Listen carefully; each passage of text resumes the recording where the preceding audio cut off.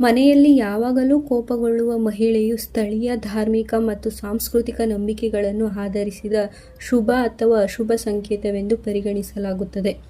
ಕೆಲವರು ಇದನ್ನು ಭವಿಷ್ಯದಲ್ಲಿ ಕೆಲವು ಸಮಸ್ಯೆ ಅಥವಾ ದುರಾದೃಷ್ಟದ ಸಂಕೇತವೆಂದು ಪರಿಗಣಿಸುತ್ತಾರೆ. ಇತರರು ಇದನ್ನು ಸಾಂಸ್ಕೃತಿಕ ಮತ್ತು ಸಾಂಪ್ರದಾಯಿಕ ನಂಬಿಕೆಯ ಭಾಗವೆಂದು ಪರಿಗಣಿಸುತ್ತಾರೆ. ಮನೆಯಲ್ಲಿನ ಆತ್ಮಗಳು ಅತೃಪ್ತವಾಗಿದ್ದರೂ ನಿಮ್ಮ ಮನೆಯ ಮಹಿಳೆಯರು ಆಗಾಗ್ಗೆ ಕೋಪಗೊಳ್ಳುತ್ತಾರೆ. ಇದನ್ನು ಅರ್ಥ ಮಾಡಿಕೊಳ್ಳಲು ಸಂದೇಶದ ಸಂಪೂರ್ಣ ಮತ್ತು ನಿಖರವಾದ ವಿಶ್ಲೇಷಣೆ ಅಗತ್ಯವಿದೆ, ಮತ್ತು ಸ್ಥಳೀಯ ಸಂಸ್ಕೃತಿ, ಸಂಪ್ರದಾಯಗಳು ಮತ್ತು ಧಾರ್ಮಿಕ ನಂಬಿಕೆಗಳು ಸಹ ಪ್ರಮುಖ ಪಾತ್ರವನ್ನು ವಹಿಸುತ್ತದೆ. ಧರ್ಮಗ್ರಂಥಗಳ ಪ್ರಕಾರ ಮಹಿಳೆ ಯಾವಾಗಲೂ ಮನೆಯಲ್ಲಿ ಕೋಪಗೊಳ್ಳುವುದು ಅನೇಕ ವಿಷಯಗಳ ಸಂಕೇತವಾಗಿದೆ. ಅವುಗಳು ಯಾವುವು ಎಂಬುದನ್ನು ಇಲ್ಲಿ ತಿಳಿದುಕೊಳ್ಳಬಹುದು.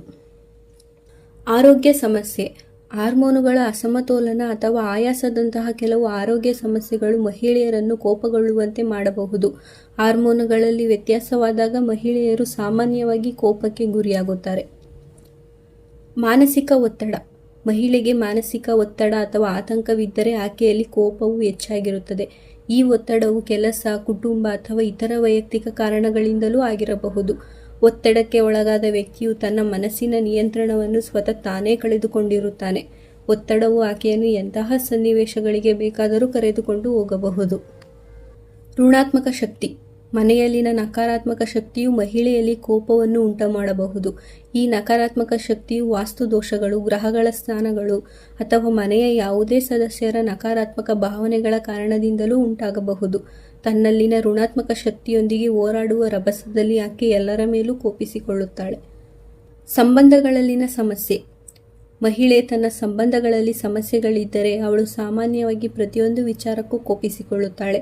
ಈ ಸಮಸ್ಯೆಗಳು ಪತಿ, ಕುಟುಂಬ ಅಥವಾ ಇತರ ಸದಸ್ಯರೊಂದಿನ ವಿಚಾರಕ್ಕೂ ಸಂಬಂಧಿಸಿರಬಹುದು. ಸಂಬಂಧಗಳು ಸಿಹಿಯಾಗಿದ್ದಾಗ, ಅಂದರೆ ಮಧುರವಾಗಿದ್ದಾಗ, ಆಕೆಯು ತನ್ನ ಕುಟುಂಬದ ಪ್ರತಿಯೊಂದು ಸದಸ್ಯರೊಂದಿಗೂ ಸಂತೋಷದಿಂದಿರುತ್ತಾಳೆ. ಕೌಟುಂಬಿಕ ಜೀವನವೂ ಉತ್ತಮವಾಗಿರುತ್ತದೆ. ಅಭದ್ರತೆ, ಮಹಿಳೆಗೆ ಅಭದ್ರತೆ ಅನಿಸಿದರೆ ಆಕೆ ಕೋಪಗೊಳ್ಳಬಹುದು. ಈ ಅಭದ್ರತೆಯು ಕಡಿಮೆ ಸ್ವಾಭಿಮಾನ, ಭಯ ಅಥವಾ ಒಂಟಿತನದ ಕಾರಣದಿಂದಾಗಿರಬಹುದು.